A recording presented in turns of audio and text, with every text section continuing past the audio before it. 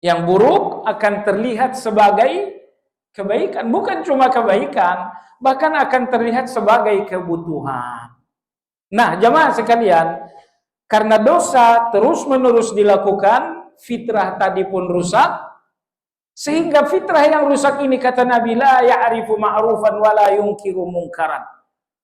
Fitrah yang rusak ini enggak lagi mengenal kebaikan dan tidak lagi mengenal keburukan.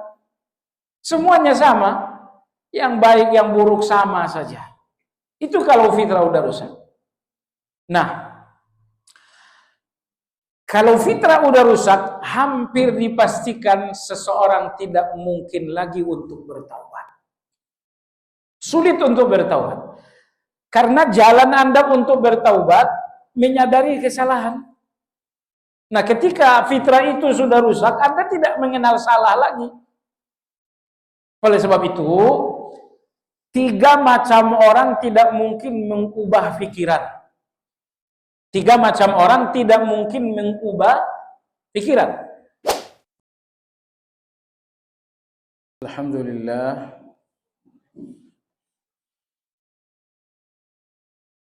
Hamdan katsiran tayyiban mubarakan fihi kama yuhibbu rabbuna tabaraka wa ta'ala wa yarda. وأشهد أن لا إله إلا الله وحده لا شريك له وأشهد أن محمدا عبده ورسوله لا نبي بعده اللهم صل وسلم على محمد وعلى آله وأصحابه ومن اهتدى بهديه إلى يوم الدين يا أيها الذين آمنوا اتقوا الله حق تقاته ولا تموتن إلا وأنتم مسلمون. Kaum muslimin wal muslimat rahimakumullah. Saya lihat orang-orang yang belajar agama ini ada 2 macam. Ada yang belajar kemudian menjadi pintar sehingga mereka bisa membedakan. Jadi pintar itu bisa membedakan, itu pintar. Membedakan yang halal dan yang haram. Membedakan yang tauhid dan yang syirik. Membedakan sunnah dan bid'ah. Jadi pintar itu definisinya tamyiz, bisa membedakan baik dan buruk dengan berbagai macam bentuknya. Masalahnya pintar ini bukan tujuan utamanya belajar, melainkan ilmu. Sehingga tipe nomor 2 adalah orang yang belajar dan kemudian mereka mendapatkan ilmu. Ilmu itu sejatinya adalah segala hal yang membuat seseorang semakin dekat dengan Allah. Itulah ilmu. Apapun yang Anda pelajari, lalu membuat Anda lebih dekat dengan Allah, itu yang dinamakan dengan ilmu. Maka dalam Al-Quran, Allah definisikan ilmu itu dengan rasa takut. Innama yakhshallaha min ibadihil ulama dalam surat Fatir. Yang memiliki rasa takut kepada Allah hanyalah orang-orang yang berilmu. Rasa takut yang membuat kita menjalankan perintah dan rasa takut yang membuat kita menjauhi larangan. Nah, oleh sebab itu jamaah sekalian yang saya hormati, kalau proses belajar agama ini telah membuahkan ilmu, itu sejatinya Anda sudah semakin dekat dengan Allah Azza wa Jalla. Kalau misalnya pagi hari ini Anda dapatkan 4 pelajaran, mestinya 4 pelajaran ini jalan baru Anda mendekati Allah. Besok Anda hadir lagi di kajian yang sama, lalu Anda dapat lagi 4 kebenaran, sejatinya 4 kebenaran itu pun menjadi pendekatan baru Anda lagi kepada Allah Azza wa Jalla. Jadi tujuan belajar menjadi pintar itu tujuan kecil, dan tujuan utamanya dengan belajar kita dapatkan ilmu. Dan satu pengetahuan dinamakan ilmu apabila pengetahuan itu semakin mendekatkan kita kepada Allah Azza wa Jalla. Baiklah jemaah sekalian, pagi ini pembahasan baru dalam kitab Madarijus Salikin, yaitu pembahasan mengenai dosa yang keempat. Dosa yang pertama adalah kufur, dan kufur ini ada 4 bentuk. Kufur takzib, kafir karena mendustakan. Agama mengatakan A, kata dia enggak betul. Yang kedua kufrul inad, kafir karena keras kepala. Dia enggak mendustakan, cuman menolak saja. Yang keempat adalah al-iba wal istikbar, kafir karena takabur. Nah, ini yang dialami model Fir'aun dan lain-lain. Senyata-nyatanya kebenaran melalui mukjizat di depan mata Fir'aun, tapi beliau tidak mau menerima. Nah, ini istikbar, kafir karena ketakaburan. Dan yang terakhir keempat adalah kufrun nifaq, kafir karena kemunafikan akidah. Artinya hatinya benci Islam, walaupun lahiriahnya tunduk terhadap Islam. Dia ikut sholat, dia ikut berpuasa, tapi hatinya benci dengan Islam ini. Ini kafir yang keempat. Kemudian dosa besar kedua adalah syirik. Syirik ini 2 macam juga. Ada syirik besar, ada syirik kecil. Kemudian dosa yang ketiga dalam Al-Quran adalah munafik. Munafik ini 2 macam juga. Munafik akidah atau dinamakan munafik besar. Yang kedua adalah munafik amal, munafik perbuatan, atau dinamakan dengan munafik kecil. Kalau bicara berdusta itu kan perbuatan itu. Kalau berjanji tidak tepat itu kan ucapan itu. Jadi munafik-munafik yang lahiriah ini dinamakan dengan munafik amal atau dinamakan dengan munafik kecil. Pagi ini kita memasuki pembahasan pada dosa yang keempat dalam Al-Quran, yaitu fasik. Mungkin Anda masih ingat bahwa Imam Ibnu Qayyim menyebutkan dalam Al-Quran ada 12 dosa. Nah, sekarang kita masuk pada dosa yang keempat, yaitu fasik. Asal arti dari fasik secara bahasa adalah al-khuruju anit ta'ah, keluar dari ketaatan, melepaskan diri dari ketaatan. Baik ketaatan dalam kebaikan ataupun ketaatan dalam kebatilan, itu dinamakan fasik. Siapapun yang menolak ketaatan, berusaha melepaskan diri dari ketaatan dan ketundukan, itu dinamakan dengan fasik. Lalu kemudian datanglah Islam memberikan definisi yang lebih bernilai. Maka Islam mengatakan yang dimaksud dengan fasik al-khuruju an ta'atillah, keluar dari ketaatan kepada Allah Subhanahu wa taala. Melepaskan diri dari ketaatan terhadap Allah Subhanahu wa taala. Sebagian ulama mendefinisikan fasik itu lebih definitif lagi. Mereka mengatakan irtikabul kabira awil israr ala saghirah. Fasik itu melakukan satu dosa besar atau terus-menerus melakukan satu dosa kecil. Perhatikan perbedaan definisi pertama dan kedua. Definisi pertama umum sekali. Segala perilaku membangkang baik membangkang dalam dosa besar atau membangkang dalam dosa besar, itu dinamakan dosa kecil, dinamakan dengan fasik pada definisi yang pertama. Tapi definisi yang kedua ini lebih dalam, lebih detail lagi. Definisi yang kedua mengatakan fasik itu melakukan dosa besar walau satu kali atau terus-menerus melakukan dosa kecil. Dosa kecil iya, tapi dilakukan terus-menerus. Terus-menerus dalam dosa kecil adalah fasik, atau satu kali melakukan dosa besar itu juga fasik.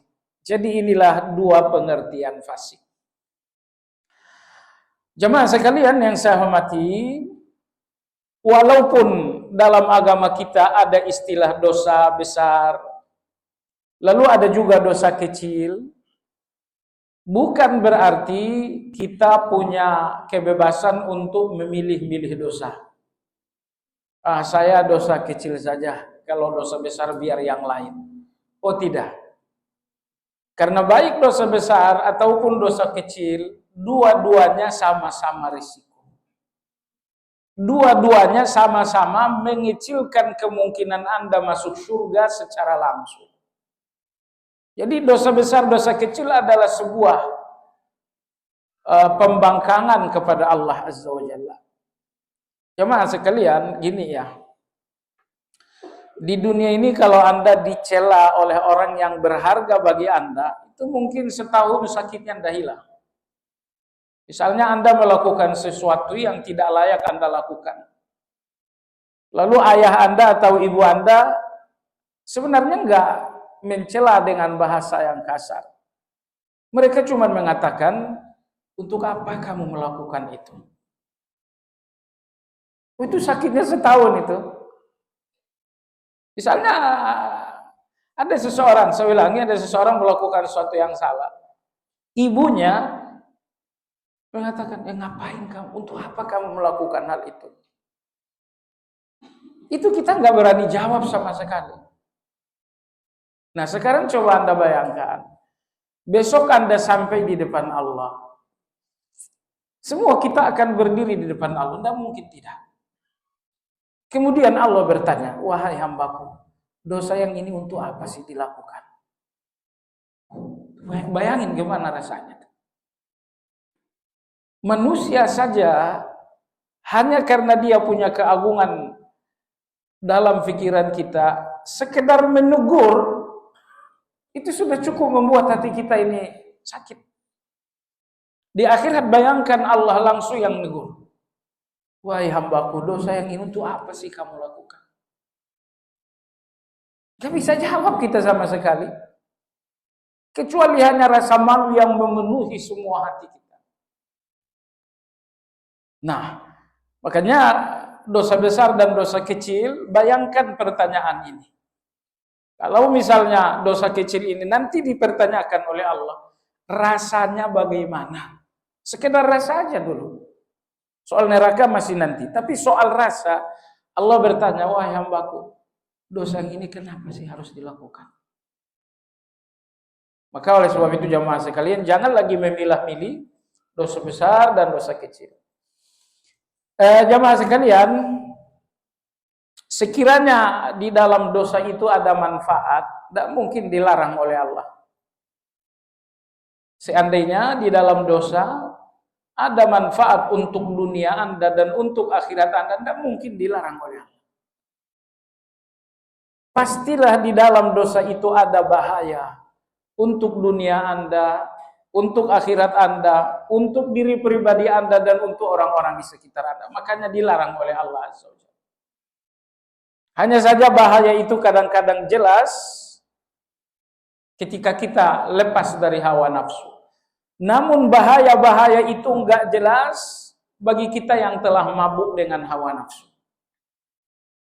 Betapapun riba itu sangat berbahaya, tapi pikiran yang telah tersandra oleh hawa nafsu itu tidak akan melihat bahaya itu.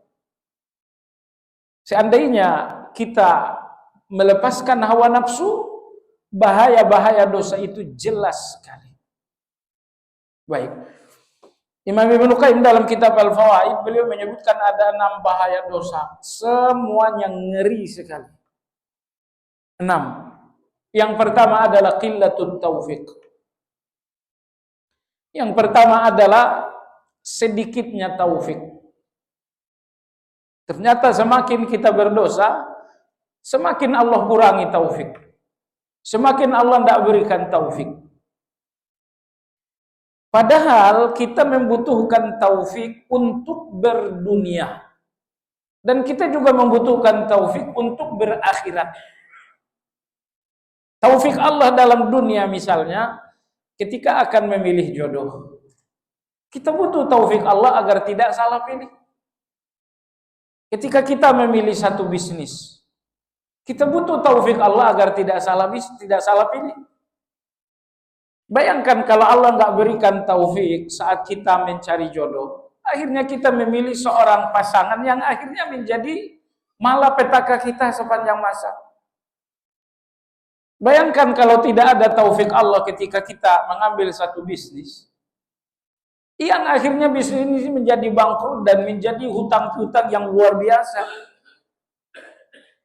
Keputusan hidup sekecil-kecilnya membutuhkan taufik dari Allah Azza wa Jalla. Nah, begitu juga dengan nomor 2. Kita membutuhkan taufik Allah dalam beragama, dalam berakhirat. Keluar rumah, Anda bacakan bismillah tawakkaltu. Tapi apakah semua orang membacakan itu? Membacakan doa keluar rumah itu ringan. Persoalannya ada pada taufik. Ketika Allah berikan taufik, maka Anda membacakannya. Tapi saat Allah tidak berikan taufik, Anda pun abai, Anda pun lalai. Makan sekalipun hanya mengucapkan 2 kata bismillah, Anda membutuhkan taufik.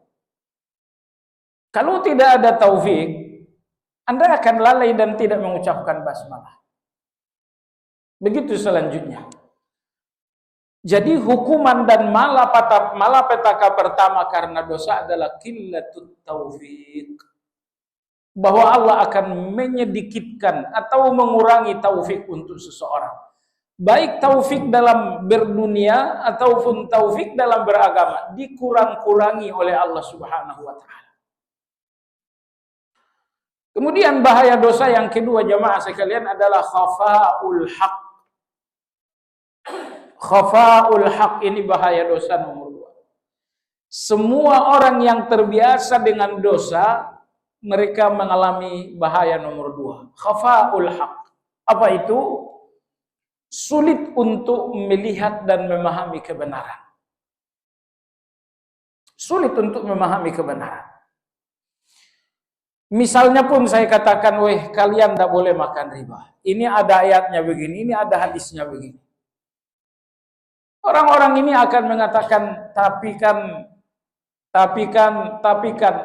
Banyak sekali tapi, dan tapi. Anda jangan berpikir alasan-alasan itu menunjukkan Anda pintar. Oh tidak, setiap alasan itu menunjukkan betapa susahnya Anda melihat kebenaran. Betapa beratnya Anda untuk mengambil kebenaran. Dan Anda jangan berpikir itu karena benar-benar Anda darurat. Enggak. Sulitnya Anda untuk melihat kebenaran, beratnya Anda untuk mengambil kebenaran, ini sebenarnya malapetaka kedua disebabkan karena dosa. Khafa'ul haq. Setiap orang yang kau punya kebiasaan berdosa, mereka tidak bisa melihat kebenaran. Mereka sangat berat sekali untuk melihat kebenaran. Tidak mampu. Kalaupun mereka tahu itu kebenaran, mereka akan berat untuk menjalankan. Kemudian bahaya dosa nomor 3 kata Ibnu Qayyim adalah nafaratul khalq. Orang-orang yang berdosa biasanya dijauhi oleh orang-orang baik. Orang-orang pendosa biasanya dijauhi oleh orang-orang yang saleh. Tidak ada orang-orang saleh yang mau bergaul, bersahabat dengan orang-orang yang berdosa. Padahal jamaah sekalian, kebahagiaan Anda dalam hidup ini, yang melengkapi kekurangan Anda dalam hidup ini hanya orang-orang baik. Ketika Anda berada dalam kekurangan, orang-orang baik ini yang menutupinya.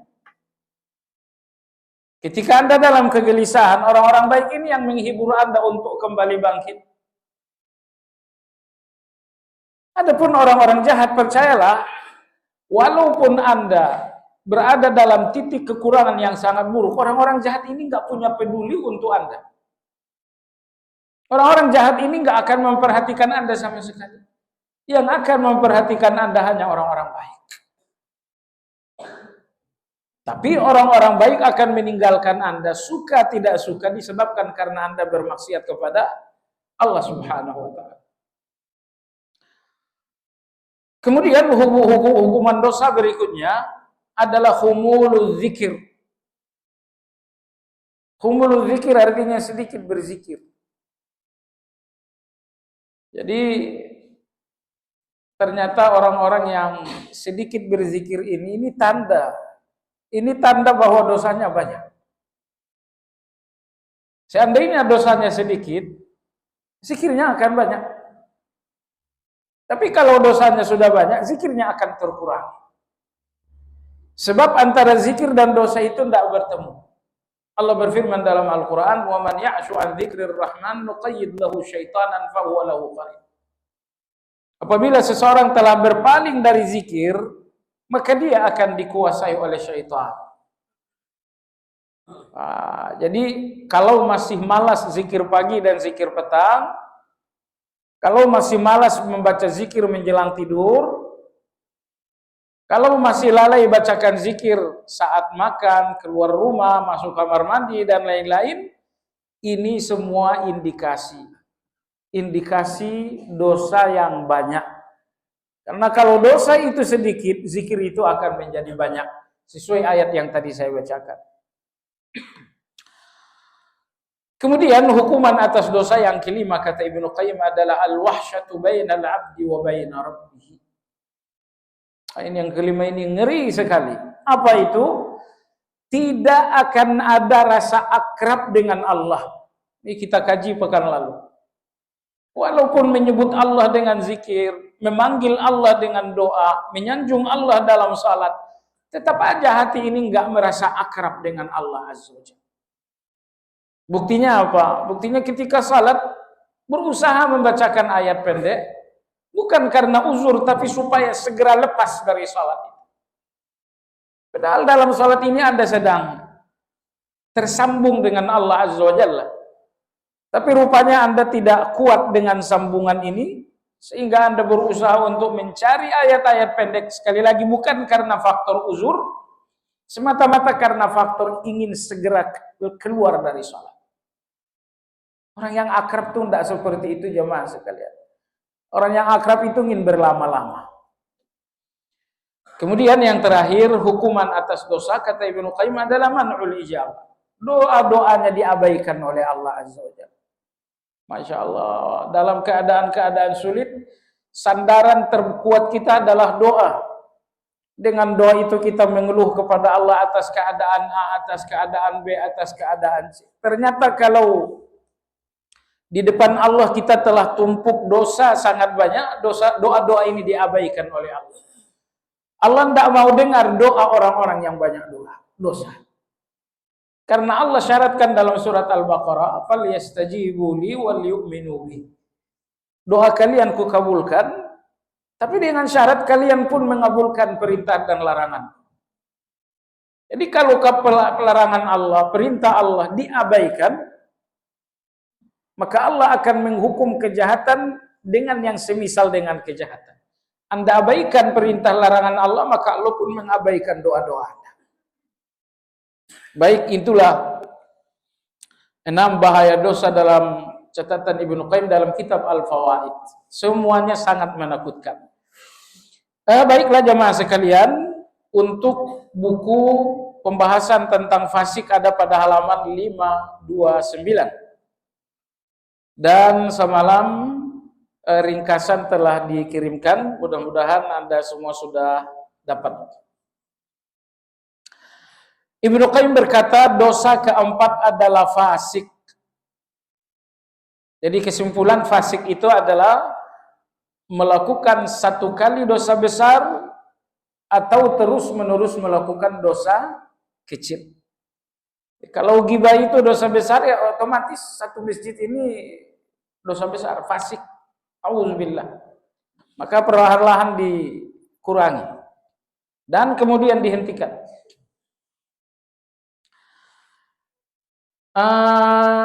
Ibnu Qayyim rahimahullah mengatakan, Al-Quran menyebutkan fasik dengan dua pola penyebutan. Yang pertama, penyebutan mandiri dengan dua pengertian. Kadang-kadang Al-Quran menyebutkan fasik tanpa digandengkan dengan dosa-dosa lain. Hanya disebutkan mandiri saja. Nah, ketika Al-Quran menyebutkan fasik secara mandiri, pengertiannya ada dua. Pertama, bermakna kufur. Terkadang fasik itu artinya kufur. Misalnya pada Al-Quran ayat 26-27 dalam surat Al-Baqarah. Allah berfirman, yudillu bihi katsiran wa yahdi bihi katsiran wa ma yudillu bihi illal fasikin. Dengan kitab suci itu Allah menyesatkan sejumlah orang dan memberi hidayah kepada sejumlah orang. Dengan kitab suci, dengan perumpamaan-perumpamaan. Kadang-kadang Allah berikan hidayah dengan kitab suci, kadang-kadang Allah berikan dengan perumpamaan-perumpamaan. Wa ma yudillu bihi illal fasikin, dan tidak ada yang sesat kecuali orang-orang fasik. Tidak ada yang disesatkan Allah kecuali orang fasik. Fasik dalam ayat ini Anda lihat disebutkan oleh Allah mandiri. Tidak digandengkan dengan dosa A atau dosa B. Hanya disebutkan satu saja. Perhatikan berikutnya, Allah berfirman, alladzina yanquduna ahdallahi min ba'di mitsaqihi. Mereka adalah orang-orang yang membatalkan akad-akad dengan Allah setelah mengikatnya. Wa yaqta'una ma amarallahu bihi ayyusal, dan mereka memutuskan sesuatu yang harus disambungkan. Wa yufsiduna fil ard, mereka membuat kerusakan. Ulaika humul khasirun, mereka adalah orang-orang yang rugi. Fasik dalam ayat ini Allah kriteriakan dalam 3 kriteria. Pertama, yang quduna ahdallah min ba'di mitsaqihi. Mereka melepaskan akad dengan Allah setelah akad itu diikat sebelumnya. Berakad dengan Allah, akad terbesar kita adalah la ilaha illallah. Orang-orang kafir, mereka menolak berakad dengan Allah. Mereka menolak berakad dengan Allah. Mereka memilih kehidupan bebas. Tidak ada akad yang mengikat. Tapi justru dengan kebebasan itu, mereka menjadi terikat dengan hawa nafsu. Orang-orang yang beriman memilih berakad dengan Allah. Tapi justru dengan mereka terikat dengan Allah, mereka bebas dari hawa nafsu. Sehingga hanya ada 2 pilihan. Anda berakad dengan Allah, lalu Anda bebas dari hawa nafsu, atau Anda menolak akad dengan Allah, selanjutnya Anda akan menjadi terikat dengan hawa nafsu. Orang-orang beriman tentu memilih berakad dengan Allah. Berakad dengan Allah mulai dari akad besar, yaitu la ilaha illallah. Dilanjutkan lagi dengan akad-akad berikutnya. Aqimus shalah wa atuz zakah wa la ta'kulur riba wa la taqrabu malal yatim. Semua perintah Allah, semua larangan Allah, itu semuanya akad dengan Allah. Dan akad utamanya adalah la ilaha illallah. Nah, makanya hal terindah, termulia kita dapatkan dari akad kita dengan Allah, bahwa kita semakin bebas dari hawa nafsu. Kita semakin lepas dari hawa nafsu. Saya ulangi sekali lagi, orang-orang yang menolak akad dengan Allah, atau berakad dengan Allah tapi tidak utuh, mereka akan terikat dengan hawa nafsu, terjerat dengan hawa nafsu, nggak lepas dari hawa nafsu. Nah, yang quduna ahdallah, mereka membatalkan janji dengan Allah, akad dengan Allah, mim ba'di mitsaqihi, setelah sebelumnya mereka ikat. Dan manusia secara umum membatalkan akad dengan Allah. Karena Anda tahu sewaktu manusia berada di dalam rahim ibu, Allah telah mengambil akad dari manusia. Allah bertanya kepada semua manusia, bukan dalam rahim ibu. Sewaktu manusia berada di alam zar. Sewaktu manusia berada di alam zar. Zar itu artinya zarrah. Apa arti zarrah? Zarrah itu artinya semut ya, kecil. Dalam hadis sahih Nabi Shallallahu Alaihi Wasallam bersabda, dulu setelah Allah menciptakan Adam, maka Allah Subhanahu Wa Taala mengusap punggung Nabi Adam. Maka keluarlah dari punggung Nabi Adam ini, dari sulbi Nabi Adam ini, manusia amsalaz zarri, sebesar semut atau lebih kecil dari semut, memenuhi satu lembah di Arafah yang bernama lembah Na'man. Kalau Anda ke Arafah sekarang, Anda ada lembah namanya lembah Na'man. Jadi Allah Subhanahu Wa Taala mengusap punggung Nabi Adam, lalu keluarlah calon-calon manusia sampai kiamat sebesar semut atau lebih kecil dari semut, dan ini memenuhi Wadi Na'man, sebuah lembah yang bernama lembah Na'man. Sampai sekarang ada. Lembah Na'man ini terbentang dari Arafah sampai menuju jalur ke Taif. Setelah calon-calon manusia berada di lembah ini, kemudian Allah berfirman, alastu bi rabbikum, seperti yang Allah firmankan pada ayat 172 dalam surat Al-A'raf. Wahai kalian semua, alastu bi rabbikum, kalian calon-calon manusia, bukankah aku Rabb kalian? Semuanya mengatakan qalu bala syahidna. Semua calon-calon manusia yang masih kecil-kecilnya tadi, sebesar debu tadi, semuanya mengatakan bala syahidna. Iya, kami bersaksi bahwa kami tidak akan menuhankan siapapun kecuali Engkau ya Allah. Setelah itu semua manusia dalam bentuk debu-debu tadi disatukan oleh Allah dan dikumpulkan lagi di dalam tulang sulbinya Nabi Adam. Kalau Anda bertanya, Adam kenapa besar sekali? Ya karena di dalam tulang sulbinya ada manusia sampai kiamat. Anda kenapa Anda kecil? Karena di tulang sulbinya hanya ada 2-3 manusia. Tetapi akad dengan Allah saat itu bukan akad yang mengikat. Bukan akad yang mengikat, karena kita semua tidak ingat lagi akad itu. Lantas apa gunanya akad itu? Akad itulah yang kemudian tertanam menjadi fitrah. Nah, lalu akad pembaruan adalah melalui para nabi. Datanglah Nabi Isa alaihissalam, Nabi Musa, Nabi kita. Nabi-nabi ini datang untuk memperbaharui akad itu. Karena akad ini sudah tertanam dalam fitrah. Ketika nabi-nabi datang berdakwah, maka dakwahnya para nabi ini mudah untuk diterima dengan fitrah itu. Maka menuhankan Allah sebetulnya tidak butuh logika. Karena menuhankan Allah itu adalah fitrah. Berbeda dengan menuhankan selain Allah.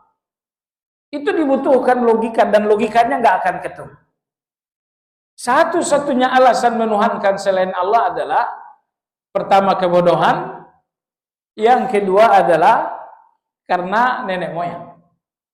Dalam Al-Quran nenek moyang ini dicela habis-habisan oleh Allah. Karena ajaran nenek moyang ini gerbang besar manusia untuk melepaskan diri dari Allah Azza wa Jalla. Baiklah. Jadi akad pertama Anda dengan Allah adalah akad sewaktu Anda masih di alam zar, sewaktu Anda masih dalam bentuk debu tadi, ayat 172 dalam surat Al-A'raf, tapi akad ini hanya sebuah fitrah Anda tentang Allah. Jadi dia tidak mengikat. muncullah pembaruan akad melalui dakwah para nabi. Nabi-nabi berdakwah, dan ini adalah pembaruan akad. Kalau fitrah Anda itu tidak tertutupi dengan hawa nafsu, maka dengan fitrah itu Anda akan mudah menerima dakwah para nabi. Dengar jamaah sekalian, targetnya setan membuat Anda berdosa, ya itu target kecil. Tapi target intinya setan bagaimana agar fitrah Anda itu rusak. Sebab kalau fitrah itu sudah rusak, semua akad-akad dengan Allah ini akan terbuang. Contoh, satu kali seseorang mencuri, hatinya menyesal. Kenapa hatinya menyesal? Itulah fitrah. Fitrah kita memang nggak bisa menerima pencurian. Kedua kalinya mencuri, hati ini menyesal. Ketiga kalinya, keempat kalinya, setelah berkali-kali melakukan pencurian, hati ini tidak lagi ada alarm menyesal. Apa yang terjadi? Fitrah sudah rusak. Kalau fitrah sudah rusak, maka yang buruk akan nampak sebagai baik. Yang buruk akan terlihat sebagai kebaikan. Bukan cuma kebaikan, bahkan akan terlihat sebagai kebutuhan.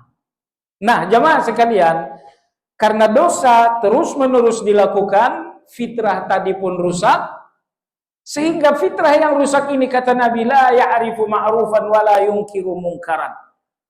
Fitrah yang rusak ini enggak lagi mengenal kebaikan dan tidak lagi mengenal keburukan. Semuanya sama, yang baik yang buruk sama saja. Itu kalau fitrah udah rusak. Nah, kalau fitrah udah rusak, hampir dipastikan seseorang tidak mungkin lagi untuk bertaubat. Sulit untuk bertaubat. Karena jalan Anda untuk bertaubat, menyadari kesalahan. Nah, ketika fitrah itu sudah rusak, Anda tidak mengenal salah lagi.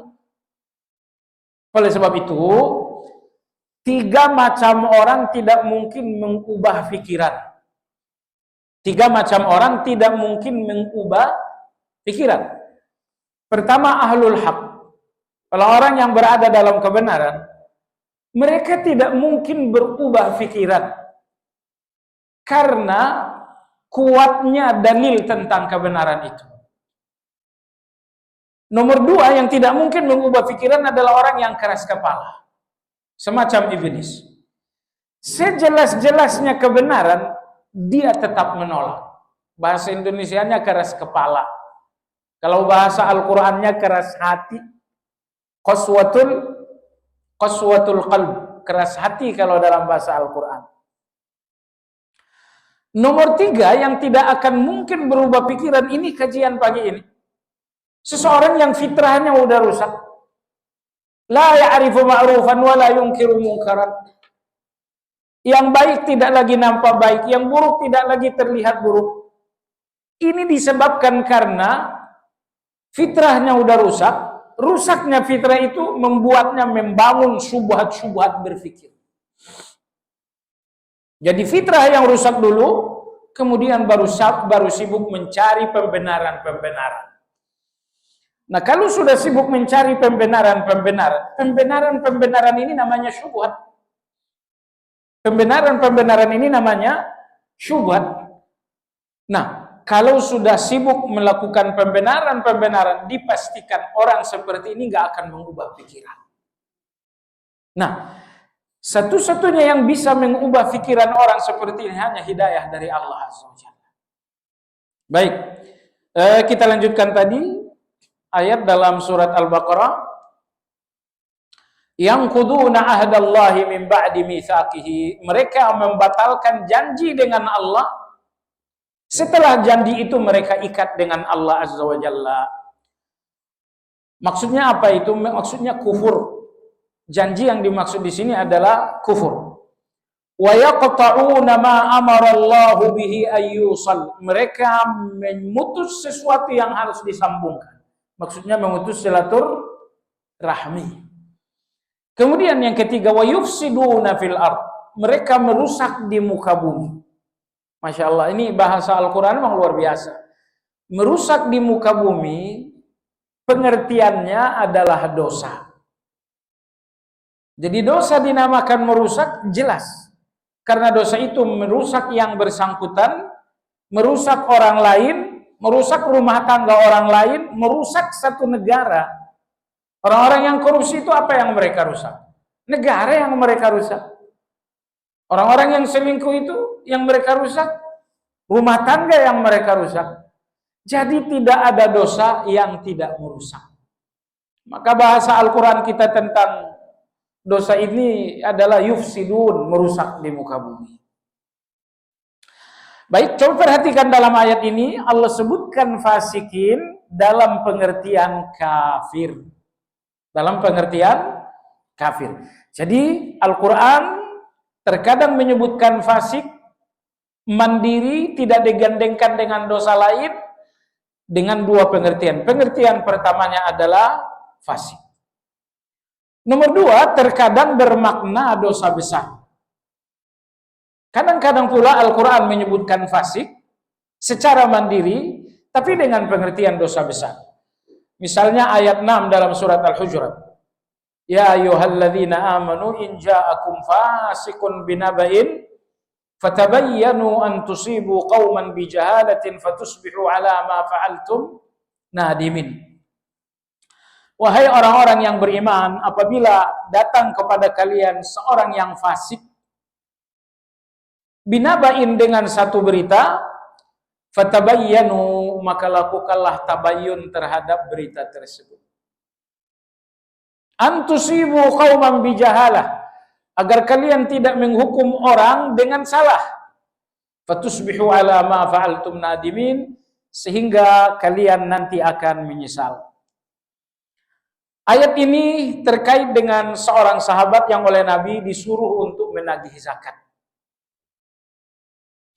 Ternyata antara beliau dengan orang-orang tersebut pernah ada permusuhan di zaman kekufuran. Tapi sekarang sudah sama-sama masuk Islam. Ketika dia telah sampai di perkampungan orang-orang yang harus bayar zakat, mereka satu kampung beramai-ramai keluar karena gembira menyambut utusannya Nabi yang akan mengambil zakat. Tapi laki-laki ini justru memahami berbeda. Oh, mereka udah ngumpul semua, berarti saya mau dikeroyok. Akhirnya dia mengambil langkah 1000 pulang ke Madinah, lapor kepada Nabi, ya Rasulullah, tidak jadi saya nagih zakat karena mereka berkumpul akan mengeroyok saya. Nabi SAW mengutus Khalid dan beberapa orang untuk melakukan tugas itu. Khalid radhiyallahu anhu sampai di kampung mereka, Khalid tentu tidak menyatakan diri saya datang ngambil zakat. Dia datang diam-diam, kalau nggak salah bersama 6 orang. Kemudian sampai di tempat, Khalid bin Walid radhiyallahu anhu salat di masjid mereka, salat maghrib. Ternyata salat maghribnya penuh dengan jamaah. Habis itu Khalid ngobrol, tapi tidak ada bahasa-bahasa akan pengeroyokan. Yang ada adalah bahasa-bahasa menanti utusannya Nabi. Akhirnya sampai sholat Isya. Begitu sholat Isya sama, ini jamaahnya masih sangat banyak sekali. Kenapa perlu sampai Isya? Karena sholat Isya itu tidak dihadiri oleh orang munafik. Kalau maghrib, munafik masih banyak yang ikut sholat. Maka Khalid tidak menjadikan maghrib ini sebagai standar. Maka Khalid terus bincang-bincang dengan mereka sampai Isya. Karena Isya ini standar, munafik atau tidak. Ternyata begitu sholat Isya, ramai sekali. Akhirnya Khalid berkesimpulan ini bukan orang munafik. Akhirnya selesai Isya, Khalid mengatakan, saya datang untuk mengambil zakat kalian. Oh, akhirnya masyarakat itu dengan gembira, dengan antusias mengumpulkan zakat, menyerahkannya kepada Khalid dan 6 orang lagi yang menjadi pendamping Khalid. Kembalilah Khalid kepada Nabi SAW. dan Nabi telah menerima ayat ke-6 tadi. Ya ayyuhalladzina amanu in ja'akum fasiqun binaba'in fatabayyanu an tusibu qauman bijahalah tusbihu ala ma fa'altum nadimin. Wahai orang beriman, kalau orang fasik telah datang kepada kalian membawa berita, buang beritanya. Oh tidak, jangan buang beritanya. Tabayyanu, tetapi tabayyunlah beritanya. Kenapa? Karena yang datang ini fasik. Baik, fasik yang dimaksud dalam ayat ini kafir atau muslim? Muslim tapi pelaku dosa besar. Karena laki-laki yang tadi diutus Nabi, dia menyampaikan laporan palsu. Dia menyampaikan laporan dusta. Mereka ingin meroyok saya, padahal tidak. Itu laporan palsu dan itu dusta. Nah, laporan palsu ataupun dusta, bukankah itu dosa besar? Dengan dosa besar inilah maka Allah menggelari laki-laki ini dengan fasik. Dengan dosa besar tadi, dosa besar bernama berita dusta, laki-laki tadi tidak digelari Allah lagi dengan mukmin, tetapi dengan fasik. Maka ayat 6 surat Al-Hujurat ini dalil bahwa melakukan dosa besar walau hanya satu kali itu fasik. Itu adalah fasik. Nah, di zaman berita sekarang ini, kalau bahasa orang kan sekarang zamannya zaman komunikasi. Sebenarnya kalau mau ditegaskan sekarang zamannya zaman dusta, bukan zaman komunikasi. Apalagi sekarang ada teknologi AI itu, ya Allah, makin sempurna saja dusta itu. Kadang-kadang kita lihat begini, Khomeini lagi gendong Netanyahu gitu. Kok mirip kali? Jadi maksudnya zaman komunikasi ya, kalau mau dijujurkan lagi itu sebenarnya zaman dusta sekarang. Jadi hati-hati, berita apapun yang sampai, kalau Anda orang yang beriman, Anda nggak boleh menolak berita, tapi Anda wajib melakukan tabayyun. Jadi kalau orang beriman tidak melakukan tabayyun, imannya nggak benar. Kenapa? Anda hanyut, Anda gampang hanyut kalau tidak tabayyun. Masya Allah, agama ini luar biasa sekali jamaah sekalian. Agama tidak mau Anda hanyut dalam dusta-dusta. Agama tidak mau Anda hanyut di dalam kebohongan-kebohongan berita. Maka agama mengatakan tabayyun. Di media sosial banyak sekali berita-berita yang ya, mungkin media sosial itu kalau disaring mungkin gak ada 10% yang jujur. Ya. Berita yang betul-betul jujur itu cuma satu. Nomor 2, jujur campur dusta. Nomor 3, dusta. Nomor 4, jujur tidak, dusta tidak. Dan itu semuanya harus diabaikan kecuali nomor 1. Imam Ghazali rahimahullah, semua ucapan yang terdengar oleh telinga kita bisa jadi kebaikan, bisa jadi keburukan, bisa jadi kebaikan campur keburukan, bisa jadi tidak baik dan tidak buruk. Jadi ini ada 4 tipe. Baik, nomor 2, buruk, nomor 3, baik campur buruk, nomor 4, nggak baik nggak buruk. Kata Imam Ghazali, nomor 3 ini haram menjadi pembicaraan. Kalau yang akan Anda ucapkan kebaikan, ngomonglah. Kalau yang akan diucapkan keburukan, diamlah.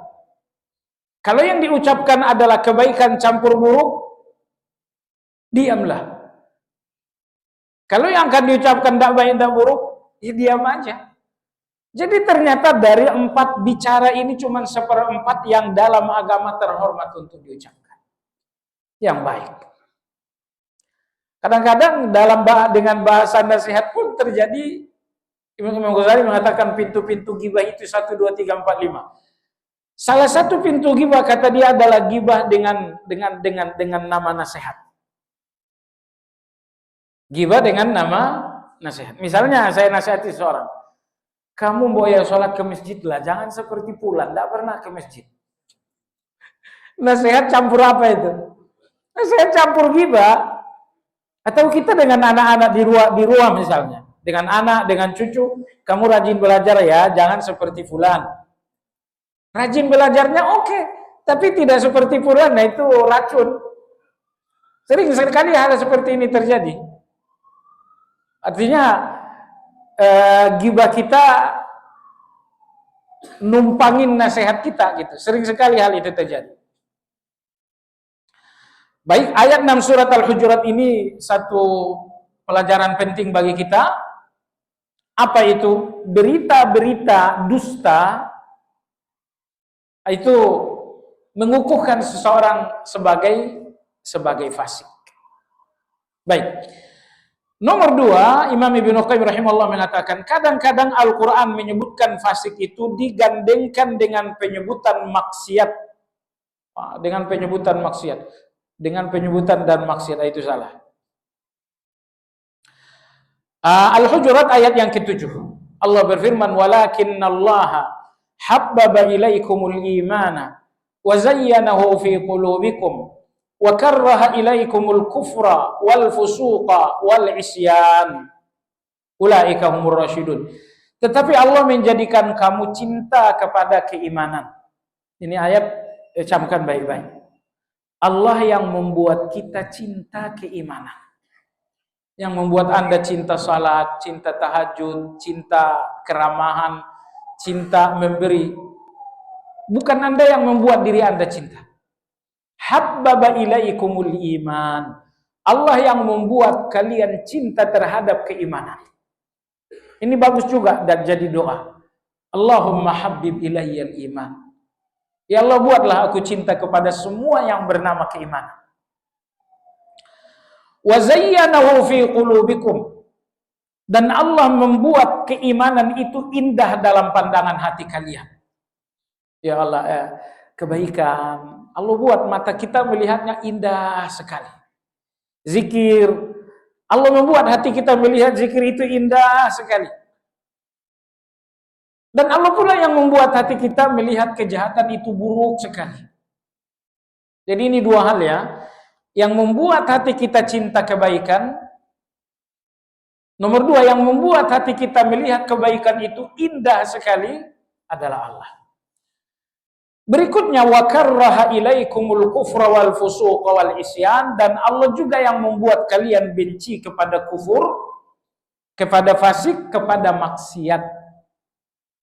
Jadi kalau kalian benci kafir, benci fasik, benci maksiat, yang membuat kalian benci adalah Allah. Jadi bukan karena ngaji terus-menerus, bukan karena sholat tahajudnya bagus, tiba-tiba Anda menjadi benci semuanya. Tidak, Allah juga yang membuat kita benci. Ini ayat ini bagus dijadikan doa. Allahumma habbib ilayyal iman wa karrih ilayyal kufra wal fusuqa wal isyan. Ya Allah, buatlah aku mencintai keimanan. Dan buatlah aku benci terhadap kufur, fasik, dan maksiat. Allahumma habbib ilayyal iman wa zayyinhu fi qalbi. Tambahlah lebih bagus. Wa karrih ilayyal kufra wal fusuqa wal isyan. Kalau dulu ada tarawih dari Masjidil Haram, sekarang kan udah nggak ada. Nah, itu selalu dalam kunut witir ini diucapkan oleh imam. Allahumma habbib ilaynal iman wa zayyinhu fi qulubina wa karrih ilaynal kufra wal fusuqa wal isyan. Bagus. Saya ingin Anda melihat ayat ini dengan sudut yang berbeda. Ayat ini berbicara tentang cinta dan benci. Ayat ini berbicara tentang cinta dan benci. Membimbing kita di mana menempatkan cinta dan di mana menempatkan benci. Ayat ini membimbing kita agar menempatkan cinta kita pada keimanan dan menempatkan benci kita pada 3 hal. Bencilah terhadap kekufuran, bencilah terhadap fasik, bencilah terhadap maksiat. Inilah sejatinya orang beriman. Mereka orang yang tepat menempatkan cinta dan benci. Mereka tempatkan cinta mereka pada keimanan dan mereka tempatkan benci mereka kepada kufur, fasik, dan maksiat. Itu keimanan. Jadi salah satu tantangan menjadi orang beriman, bagaimana cinta kita mengikuti iman. Bagaimana benci kita ikut iman juga. Jadi kalau cuman kawan tidak ngasih saya hadiah, saya benci. Itu benci tidak ikut iman, itu benci ikut hawa nafsu. Itu bukan benci iman, itu benci hawa nafsu. Percayalah, kalau benci Anda ikut iman Anda, tidak banyak yang bisa dibenci dalam hidup ini. Artinya Anda akan sangat lebih nyaman lagi. Karena ternyata mayoritas orang-orang yang kita benci itu, kita benci dengan hawa nafsu. Kita benci karena ambisi kita aja. Nah, karena hawa nafsu duniawi saja. Baik.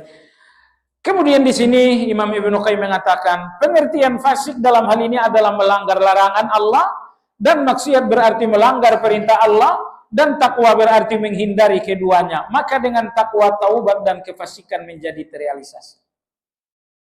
Taubat dari kefasikan menjadi terrealisasi. Ini bagus sekali ya. Allah gandengkan fasik dengan maksiat. Apa bedanya? Fasik itu melanggar larangan. Maksiat itu melanggar perintah. Nah, ini bahasa yang lebih spesifik lagi, lebih detail lagi. Kalau pelanggarannya adalah terhadap larangan, mencuri. Kalau laki-laki dalam surat Al-Hujurat tadi berdusta, berselingkuh, suuzon. Tahu suuzon enggak? Suuzon itu bahasa gampangnya baper. Gampang baperan, baper yang enggak benar. Saya ketawa misalnya di sana bilang ngetawain saya. Padahal saya cuma baca pesan lalu saya geli. Tapi di sudut sana bilang ngetawain saya. Baper dia. Pelanggaran Anda terhadap larangan ini dinamakan dengan fasik. Tapi pelanggaran terhadap perintah ini dinamakan dengan maksiat. Lalu takwa adalah menjalankan perintah dan menjauhi larangan. Jadi tidak bersih Anda dari fasik, juga Anda tidak bersih dari maksiat kecuali dengan takwa. Karena takwa menjalankan perintah, lepaslah Anda dari maksiat. Menjauhi larangan, lepaslah Anda dari fasik. Karena ketakwaan melepaskan Anda dari maksiat, melepaskan Anda dari fasik, maka dengan ketakwaan inilah taubat dari kefasikan itu terrealisasi. Kalau tidak ada ketakwaan, taubat Anda tuh enggak betul. Taubat Anda itu taubat yang rusak, bukan taubat yang sungguh-sungguh. Kita ya. Baik, saya kira sampai di sini ya, sebagian fasik terkait dengan akidah. Fasik akidah itu insya Allah yang akan datang. Mungkin untuk 2 pekan ke depan kita libur karena tanggal 26 insya Allah kami ada umroh. Iya, sekitar 2 pekan insya Allah ta'ala. Saya tinggal di satu komplek. Bagaimana untuk menghindar dengan lingkungan orang-orang yang kumpul-kumpul, tidak sholat dan puasa wajib? Apakah harus pindah rumah dengan orang-orang yang disebut tadi, yang fitrahnya rusak? Ya, sebenarnya mau pindah kemanapun, orang yang nggak sholat itu banyak. Di komplek manapun, orang nggak sholat banyak, orang yang nggak puasa banyak. Tapi kalau di komplek Anda kebangatan, ya bolehlah cari komplek yang lebih bagus. Cuman di mana komplek bagus itu juga nggak ada alternatifnya. Mana komplek paling bagus? Komplek paling bagus jadi marbot. Jadi marbot masjid. Kalau marbot mau kemana? Azan, bersihin masjid. Yang marbot ini luar biasa banget. Kemuliaannya luar biasa sekali. Ya, kita dulu bertahun-tahun jadi marbot. Bukan marbot masjid, marbot musola kalau dulu. Alhamdulillah. Yang kita sarankan, Allah Subhanahu wa taala berfirman di dalam Al-Qur'an, "Ya ayyuhalladzina amanu la yadurrukum man dhalla idza hadaitum. Alaikum anfusakum la yadurrukum man dhalla idza hadaitum." Wahai orang-orang beriman, jagalah diri kalian.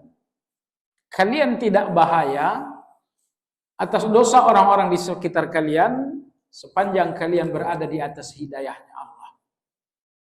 Jadi tetaplah bertahan di atas hidayah, sholat jamaah tetap, kemudian puasanya dijaga. Niscaya kesesatan orang-orang ini nggak akan membahayakan. Karena toh kemanapun selalu ada orang-orang seperti itu. Seseorang yang memutuskan perkara tanpa tabayun, selain terjadi kesalahan dan penyesalan, apakah juga berdosa? Fasik namanya, bukan berdosa lagi. Nah, dia tidak tabayun, yang menyampaikan berita ini fasik. Dan yang menerima fasik ya fasik juga. Nah, kalau menerimanya fasik, kemudian diturunkan menjadi satu keputusan, itu sudah dua level. Dosanya udah dua pasal itu.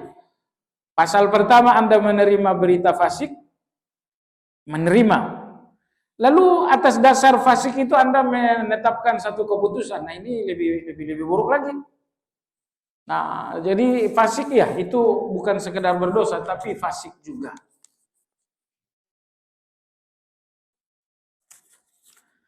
Bagaimana sikap Ahlussunnah melihat peperangan yang terjadi antara Rafidhah dan Zionis? Apakah ada dalam sejarah Islam peperangan seperti ini yang bisa dijadikan ibrah? Tidak banyak yang bisa dilakukan ahli sunnah ya. Hanya saja Allah berfirman, "Qadzalika nuwalli ba'dadh dhalimina ba'dhan bima kanu yaksibun." Bahwa Allah akan, terjemahan bebasnya, Allah akan menyembuhkan orang yang zalim dengan orang yang zalim. Karena Rafidhah ini kejamnya terhadap ahli sunnah juga nggak kalah dengan Zionis. Anda lihat kekejaman Rafidhah di Syria. Waduh, copot jantung kita benar. Kekejaman yang nggak dilakukan oleh Zionis sekalipun.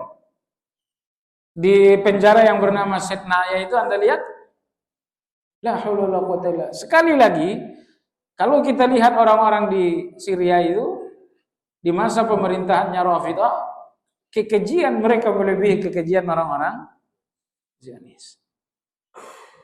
Bagaimana dengan di Irak? Di Irak juga seperti itu. Saya dengar langsung ya di sebuah wawancara dengan salah seorang syekh, seorang laki-laki dari Irak. Ya, bagaimana mereka satu keluarga dihukum dengan kekerasan.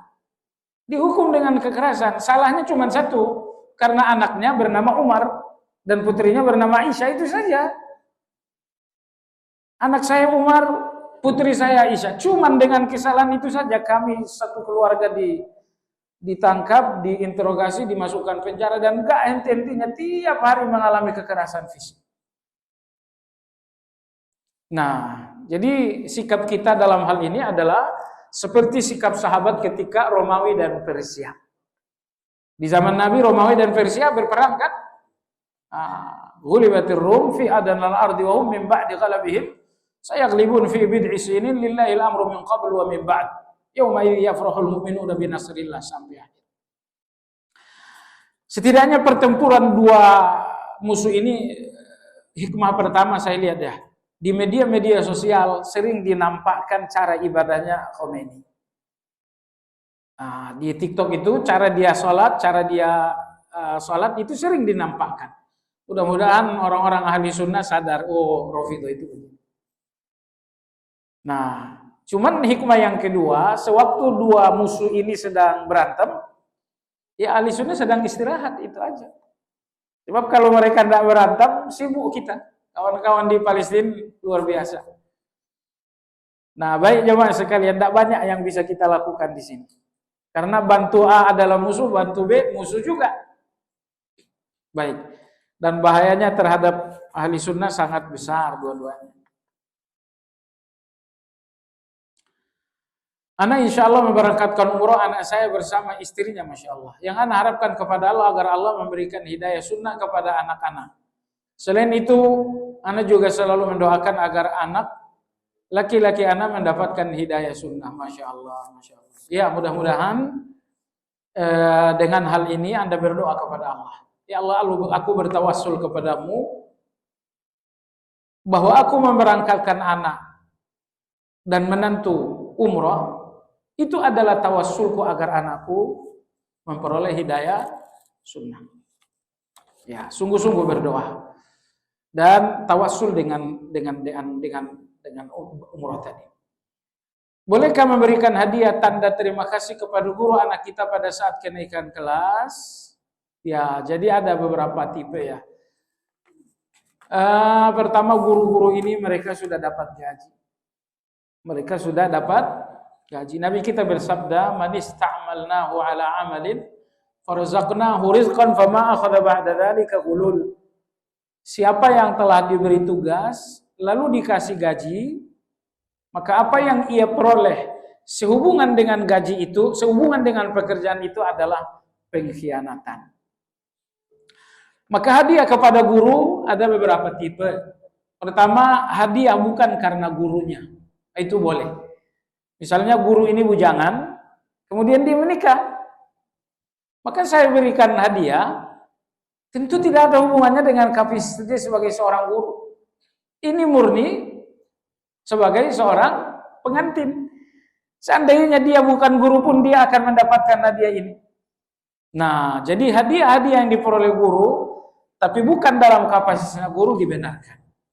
Misalnya seorang guru sakit, dirawat di rumah sakit, saya pun datang ngasih uang. Apakah ini hadiah yang diharamkan? Enggak. Ini tidak berhubungan dengan kapasitas gurunya. Ini berhubungan dengan sakitnya dia. Nah, jadi hadiah di luar kapasitas guru dibenarkan. Lalu tipe hadiah yang kedua adalah hadiah setelah anak kita lepas dari kapasitas gurunya dia. Misalnya anak kita udah lulus, sudah keluar, sudah. Kalau anak sudah keluar, nah status gurunya tidak lagi berlaku untuk anak. Nah, hadiah setelah anak kita udah keluar pun dibolehkan. Karena tidak ada lagi status guru. Nomor 3, kalau hadiah itu masih berhubungan dengan dia sebagai seorang guru, misalnya hadiah kenaikan kelas, ini ada 2 macam. Pertama, hadiahnya umum, dibolehkan. Satu kelas, 30 orang, patungan, ngasih hadiah kepada guru, itu boleh. Ya, tapi kalau ini hadiah khusus, pakai nama fulan, nah itu nggak boleh. Ada maksud itu kalau hadiah seseorang. Ya mungkin ini untuk abangnya, nanti kan ada adiknya juga. Nah, tapi kalau ini hadiah sifatnya umum, satu kelas ngasih hadiah untuk seorang guru. Satu kelas. Ini bukan hadiah pribadi, sehingga tidak ada kebijakan-kebijakan guru yang nanti akan berubah. Nah, ini tidak mengapa. Jadi yang dilarang adalah hadiah pribadi kepada guru dalam kapasitasnya sebagai guru. Maka dalam hadis lain, Nabi kita mengirim seorang yang bernama Ibnu Lutaybiyah untuk menagih zakat. Selesai menagih zakat, dia kembali ke Madinah, menyerahkan zakat kepada Nabi sebagian. Sebagiannya dia bawa pulang. Dia mengatakan ini zakat untuk kalian dan ini hadiah untuk saya. Nabi kita berpidato, beliau mengatakan ada seseorang begini. Apakah kalau dia di rumah orang tuanya dia akan dapatkan hadiah? Jawabannya tidak. Maka dia dapatkan hadiah karena pekerjaan ini. Dia dapat hadiah karena pekerjaan ini. Maka kalau hadiah karena pekerjaan itu dulu, karena kapasitasnya.